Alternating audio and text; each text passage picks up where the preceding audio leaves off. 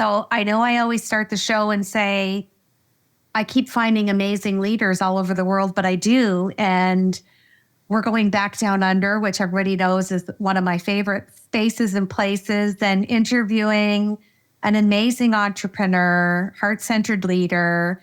It's that serendipitous integration of energy that I like to call. So I'm going to welcome Paula Conroy to the show. Paula, it's so nice to see you. And I'm so delighted that you got up so early in the morning to speak to me. Oh, Deb, thank you so much. It's such a joy. I mean, when I saw your podcast and just the name, this Imperfect, heart-centered leadership, just bounced out at me so quickly. I was like, wow, this is an extraordinary conversation to be holding between women. And I was just so inspired to reach out and say, hey, let's have a chat. I'm loving what you're doing. It's fantastic. And, given that I had a big process around, when I moved from corporate into entrepreneurship, a choice that I was making around what would I like to call myself in my business? I'm the founder of this business. But the languaging even of CEO for me was just, it felt so stark. Like, I'm not a chief. I'm not an officer. I'm not some person that's coming out of some war or going into some war. It just all the languaging of business has really kind of struck second in command. And, it's just chief operating officer. And all of that just stood in such stark contrast to what I have, cultivated and really started to deeply embody and understand leadership to be about. So I actually, I called myself the founder and the heart of the frequency, which is what my business is called. So when I saw your podcast and it's all about heart-centered leadership, I was like, exactly, this is exactly what it's all about. So yeah, it's really fantastic to be here on the show with you. And thank you so much for having me on as a guest. Well, I'm delighted. And I love the stature and the identity that you give, because words play a big part in our life and in our languaging as entrepreneurs, regardless of what we do in business. We talk about it a lot on the show. So we're going to put your bio below, because I think the story always unfolds beautifully through my leadership question. So my first leadership question is, I love how you talk about feminine leadership and how it differs from what's currently being taught. Can you unpack that and kind of give us your wisdom and insight to what that really means from your vantage point? Yeah, for sure. Thanks, Deb. And look, it's one that I'm exploring in more and more detail as it's revealing itself to me, because there are so many people out there that, and myself included, that and for a long period of time, and I spent 15 years working in corporate banking at sort of senior leadership levels, and went in and out of many different leadership training programs and managerial training programs, and always took something juicy out of those programs, like I think everybody does. There was always something that a part of me would really resonate with and grab hold of and say, wow, that's something I can really use. And yet there was also this part of me that would leave all of these training programs going, something's missing. Like there's something not quite there, and I can't put my finger on it. I don't know how to articulate it, and I don't know what it is. And so there was this part of me that was not being fed through the way in which I was learning and being trained in leadership. And I started posing this question to all the leaders that I was meeting in the search of, in inverted commas, the leader. Where is this leader that embodies leadership for me? Like, and what are the words around that? If that's going to be useful, but more, what's the experience of the person, that I have when I'm with them that makes them have that X factor, that gives me that mirrored reflection of like, wow, that was extraordinary. Like, I just love meeting that person. I feel so inspired. I'm on there was something to catalyze inside of me. And there was a question that I was posing to all different leaders, CEO of HSBC when I met him, CEOs of the businesses that I used to meet, heads of treasuries all over. And the question was, if leadership is a lifelong journey, in other words, it's something that all of us can always get better at, what is the one leadership skill that we should be investing in as an organization? And what is the one leadership skill at the moment that you are personally working on for yourself? And there was a constant deflation, should I say, in the responses that I got. They just, it would be like discipline and time management and, energy management and all of these sort of, very much in the box, bog standard responses to something that for me was more alive. Like, what is this aliveness, this X factor, this energy that comes with a leader that lights other people up, that sets people on fire? Sure, we can all manage our time better. We can all manage our energy better. I think there's one step further than that, which is attention management. Attention management that's where our time goes, is where our attention goes. It's where our energy goes, is where our attention goes. And, that's where I feel all the practices come in to help support us to manage our attention. But that's another train of thought we can explore later if that's of interest. But, so this whole experience of how is it that we set ourselves on fire. And what I realized is that through that experience, there was one particular Women's Day breakfast in 2018, and this panel of women came onto the stage to talk. And this woman called Dr. Katrina Wallace came onto the stage, and she is a pioneer in artificial intelligence and ethical practices around the metaverse, and she does extraordinary work out there in the world, venture capitalist and very influential. And she came onto the stage, and it was like, my whole life got lit up. I said, there she is, there she is. Here is this person that's got all of the credentials, and she's also got the sass and the X factor and the person, she's personable. She's not sitting up there on a throne or at the head of the table, in this hierarchy. There was this relatable experience that I had towards this woman in 2018. And that was a really big catalyst for me to go exploring what are the different traits that we're learning as leaders in today's current market? What is it that I'm learning in these experiences that I'm having within the training programs that I've gone, and what's missing? And it was in the sitting with that question of what am I learning and what's missing that I started to really explore the fundamental differences between these masculine traits within all of us, men and women alike, and these feminine traits within all of us. And that these are two very useful and very important sides of every human being, man and female, and non-binary and transgender and every other gender. For all human beings, we have these typical traits that are living within us. But our culture has revered and celebrated and applauded all the masculine traits within us. As a young girl, and perhaps you might resonate with this, but I watched all the men around me, get promoted, and all the dads around me earn the money. And, that was just how the culture worked. And it was like, oh, well, that's just what happens. This is what happens. Masculinity gets rewarded in today's society, even down to Joseph Campbell's mythology and exploration of the hero's journey. Again, a very masculine journey of hero being born and going out and sort of slaying the dragon and saving the princess and finding the pot of gold and, going to challenge an ordeal out there and then coming back and bringing back the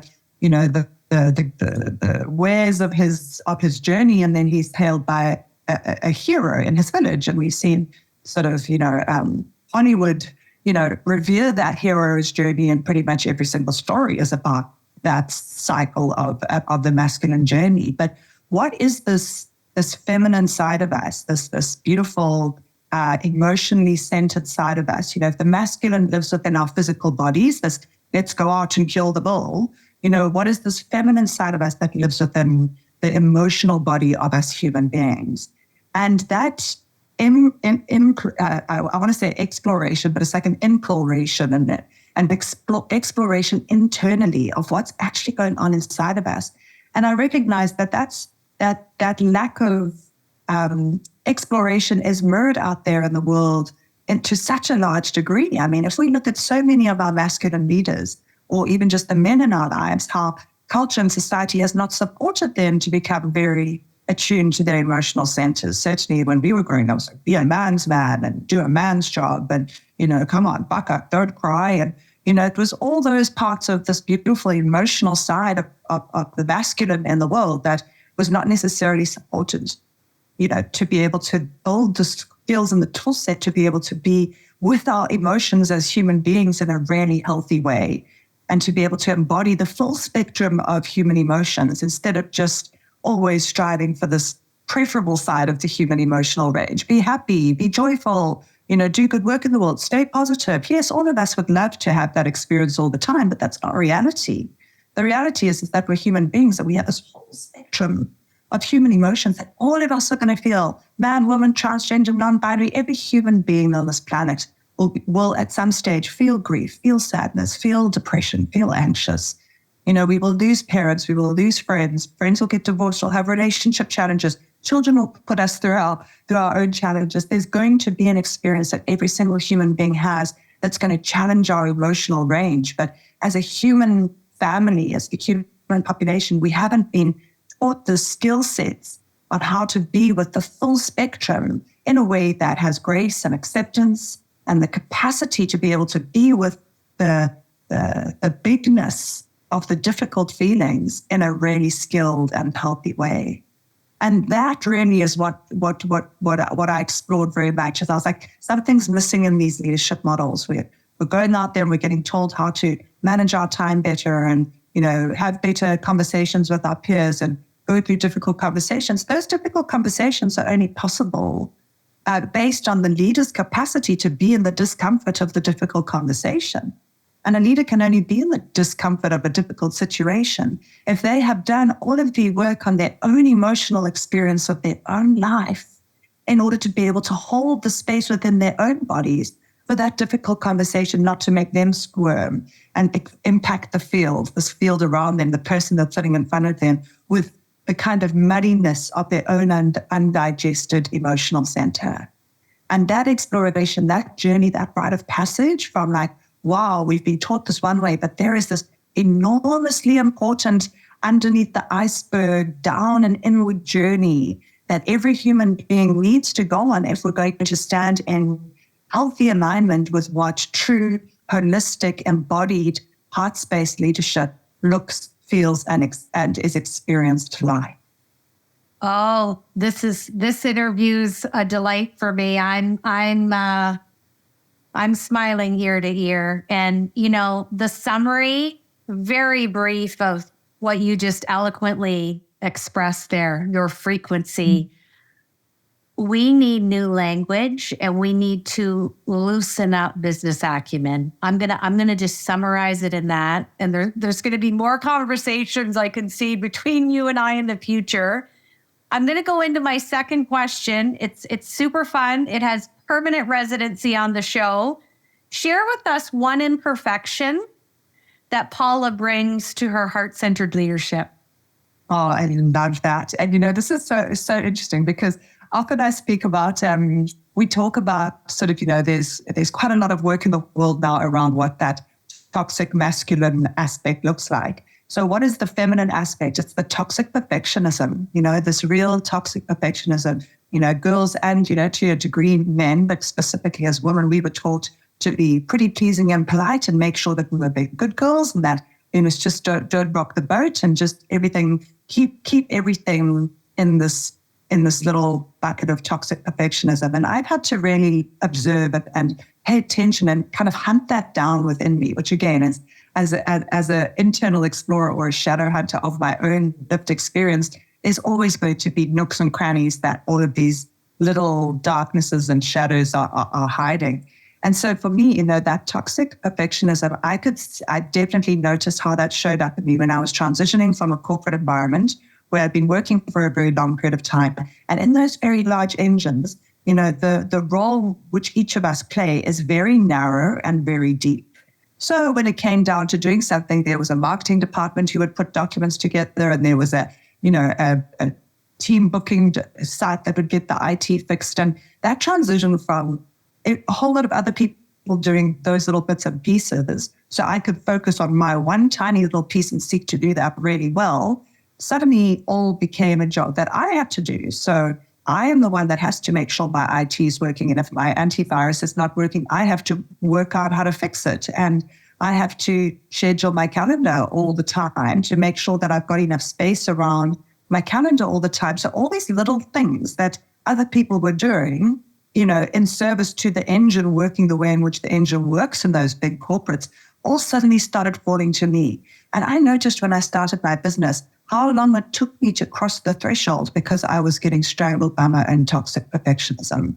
I wanted everything on my website to look perfect. I wanted the social media things to look perfect. I don't have skills to be designing these beautiful tiles and, making these wonderful reels that people do on social media. I've never even trained in that. It's not my skill set. I was off social media for 10 years. I never had Facebook or Instagram for 10 years. And I'm stepping out into my own business and I'm opening up all these worlds that are like, wow, like I don't know how to do any of those things. And I got stuck in my journey, got stuck because I was getting strangled by my own toxic perfectionism. And I had to really have a look at that. Where are you actually standing in your own way because you are stuck in this old way of being that's been conditioned into you, that everything has to look and be a certain way in order for it to be acceptable by the outside world. There's a lack of authenticity there, Paula. Like, there's a real lack of authenticity. Life is not perfect. It is absolutely imperfect by design. Even down to our facial features are one eye's bigger than the other. And, this ear is slightly higher than that. That is the absolute nature of our life. Nature in itself is perfect in its imperfection. When we look at a rugged garden or a beautiful, tree line or something like that, it's not some linear, straight, very sort of, what's the right word? Perfectly lined set of bushes, unless of course they've been hedged in that way. But then again, that's a human intervention in the creation of order in the outside world. Life is wild, and there's this wild woman archetype in every single one of us women that as young girls we were taught not to embrace. It was, just fit into this pretty pleasing and polite and do well at school and, to go out there and get a job, and then probably you'll get married and your husband will work and you'll have children, and then your job will be to raise the children really well and just keep doing all of those things. When that wild woman archetype within us, and that certainly emerged in me as I kind of came out of the conformity of the very defined structure within which I've been working in for 15 years, that like discovery of the wildness inside of me, the wild-centered heart, and that embracing of that imperfect self, the embracing of, wow, this business is going to be a full representation of me. And do I want it to be perfect or do I want it to be authentic?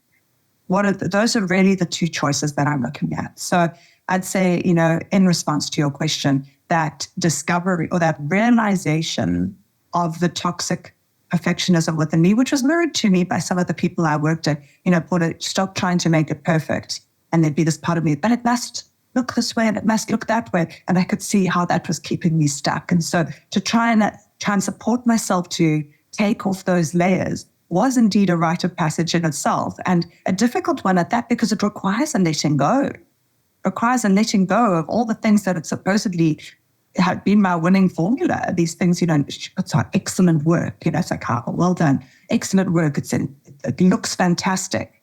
It's worded really well. It's just, perfect. Well, yes, no, it's not the reality of what, and don't get me wrong, I'm not promoting imperfection at the expense of impeccability. Those are two very different things as well. We can put out impeccable work without it being perfect, if that makes sense. Like we can be absolutely. Yeah.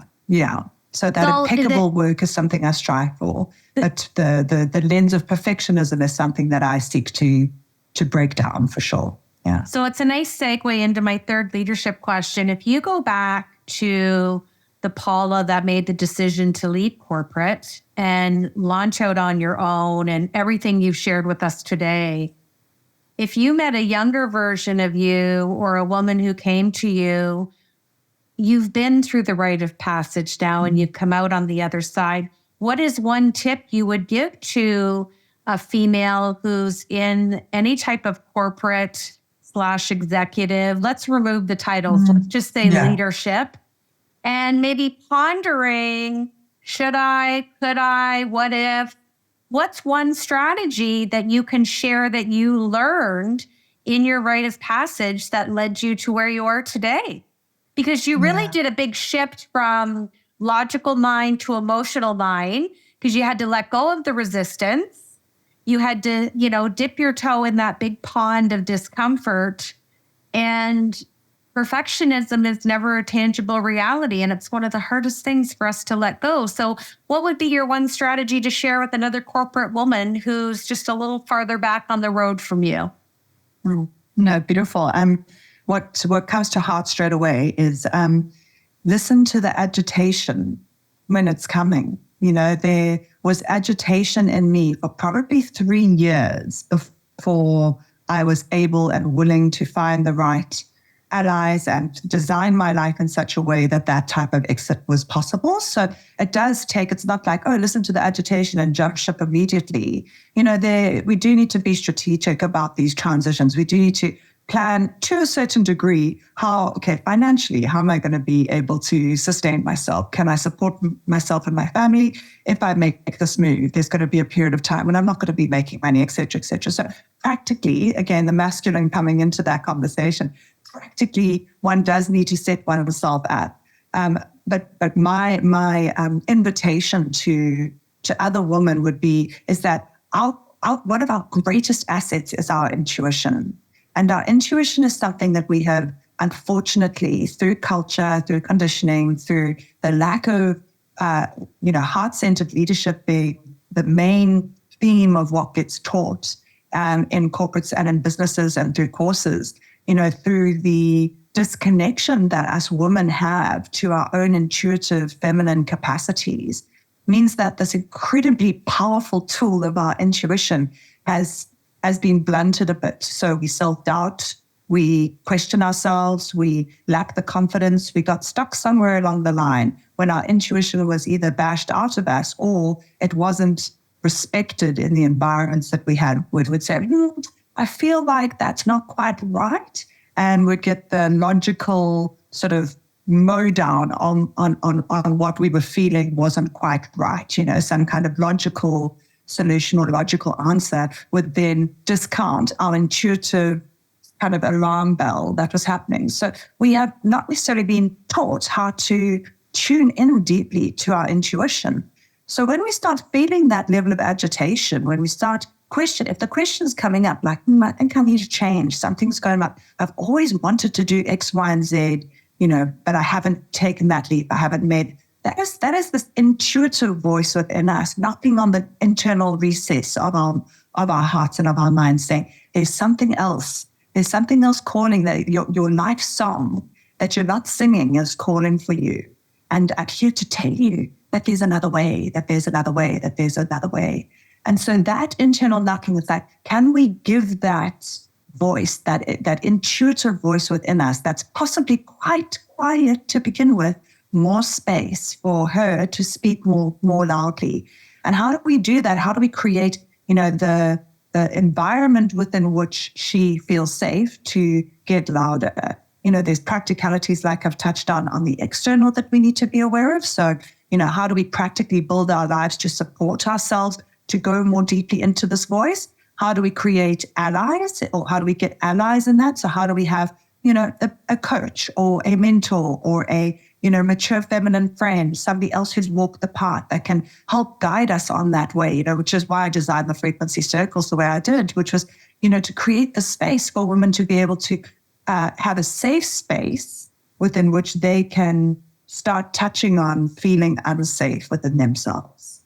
How do we create containers within which women can start to have the security and the knowingness that they are allowed to start breaking out into feeling spaces within themselves that they don't necessarily have in a family structure, in a relationship, in a work environment? How do we create that as women and tap back into that safe space for them to explore and start unpacking this beautiful, extraordinary, powerful voice of intuition? And how do we start connecting women more deeply to that voice of intuition so that they know within themselves and can embody that within themselves? Because nobody can take that away from us. Once we verified something within ourselves to be true, nobody can tell us otherwise. No bulldozer of logical mind can come in and say, actually, I'm going to bulldoze that intuitive knowing that you have and tell you that you're wrong. So I can't take that away from me. I have embodied and verified this for myself to be true. It is indeed an absolute capacity of mine that I will never, ever let go of because it's so rooted within me. I'm unwavering in my own truth now. And so that's what I'd say is listen to that voice of intuition. There'll be an agitation. We'll see it showing up in our lives. We'll be like, not so sure about this job, not so sure about this relationship, agitating on this next stage of transition. If there's an agitation, how is it that we create the possibility of being able to tune more deeply into what is that voice calling for? Because we know that that voice of intuition is calling us to our purpose. It's calling us to our life's path. And I would love to see people having the opportunity to be able to honor that and honor that path, because they were living amongst people who are definitely living within their deep dharma. They're living within their own purpose, and they're intrinsically motivated within themselves to do something instead of extrinsically motivated to earn a salary, to support the family, to pay the mortgage, et cetera, et cetera. There's such a different motivating factor from an extrinsic motivating factor to an intrinsic motivating factor. Oh, absolutely. Well, I'm excited that our paths have crossed, and I look forward to continued conversation. And I'm excited for you, the discovery that you've had in your rite of passage to create the frequency and the work that you're doing around the globe.